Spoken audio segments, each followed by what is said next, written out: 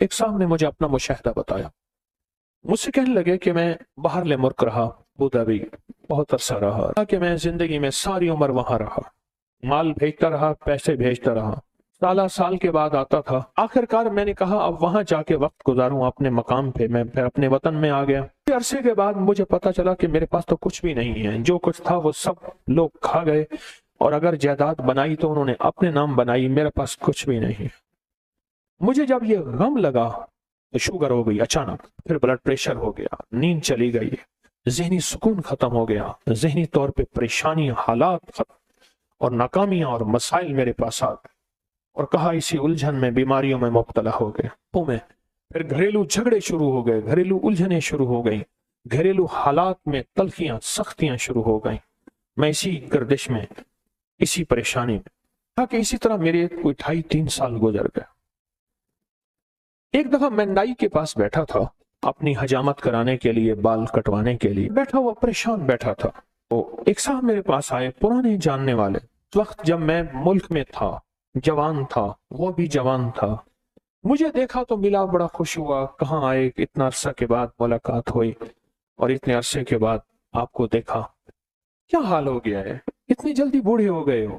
देख मैं तेरा हम उम्र हूं, मैं तो जवान हूं, इतने बूढ़े तो नहीं हैं। इस तरह के हालात। तो कहा, मैंने उसे सारे हालात सुना है। सुनते कहने लगा, इधर आ, मेरा बाजू पकड़ लिया, मेरे करीब आके बैठ। करीब बैठ गया, कहा तुझे एक वजीफा देता हूं, अगर मसाइल का हल चाहता है, मुश्किलात का हल चाहता है, और चाहता है वो चीज जो तूने सारी उम्र चाही थी तुझे मिल जाए। अब जरा इस लफ्ज पे गौर कीजिएगा, बड़ा भारी और वजनी लफ्ज है।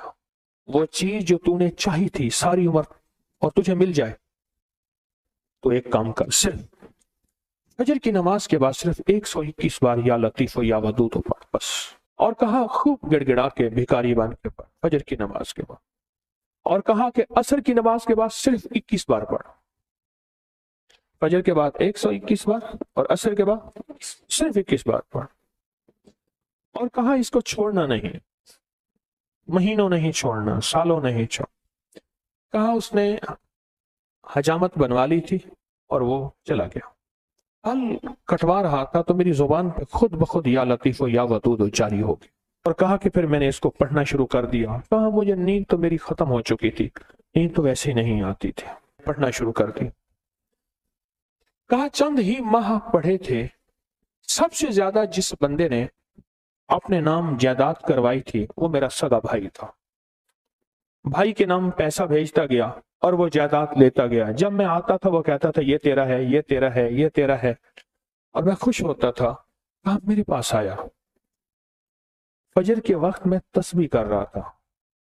कहा कि अपना जो है ना, वो पगड़ी होती है, देहाती बांधते हैं, वो साफा पगड़ी उठा के मेरे पांव पे रख दिया। अल्लाह के वास्ते माफ कर दे, जो मुझे पता है तू लोगों के पास आता जाता है, तूने कहीं से मेरे ऊपर तावीज कराए हैं, मेरे वो तावीज निकाल दे।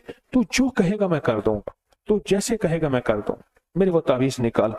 मेरे तन बदन में आग है, मेरी जिंदगी में परेशानी है, मेरे घर में बीमारी है, मेरे घर में दुख है और तकलीफें हैं, मुश्किलात और मसाइल हैं, मेरी जिंदगी सख्तियों, पता नहीं क्या क्या मुसीबतें उस बेचारे ने बताया। मैं हैरान हुआ, मैं खामोश हो गया। कहा कि खुद ब खुद गया और मेरी आधी से ज्यादा जायदाद उसी के पास थी और मेरे नाम करा दी हर चीज। कहा कि बस मैंने अब तक इसका किराया खाया है, इसकी आमदनी खाई है, बहुत खाई है, बहुत खाई है। पिछली माफ कर, तेरे नाम कराने में जो पैसा लगेगा वो भी मैं दूंगा, बस तू कबूल कर अपनी नेमत, अपनी चीज, मेरे लिए वो तवीज निकाल। और कहा कि मैंने वो मुझे दे दी उसने। मैं तस्बीह पढ़ता रहा और तस्बीह पढ़ता पढ़ता एक दफा फिर आ गया कि मेरे साथ बैठा और कहने लगा मुझे सुकून मिल गया है, तेरी मेहरबानी है, तूने तावीज निकाल दिए हैं, अब मेरी जिंदगी में राहत है और मेरी जिंदगी में चैन है। और कहा मुझे उस तस्बीह का ऐसा यकीन हुआ, ऐसा यकीन हुआ कि बस फिर मैंने कहा अब तो मैंने छोड़नी नहीं। कहा फिर से मैं सिर्फ चंद सालों में तवंगर हो गया और चंद सालों में खुशहाल हो गया और चंद सालों के अंदर मेरी जिंदगी लाजवाब हो गई।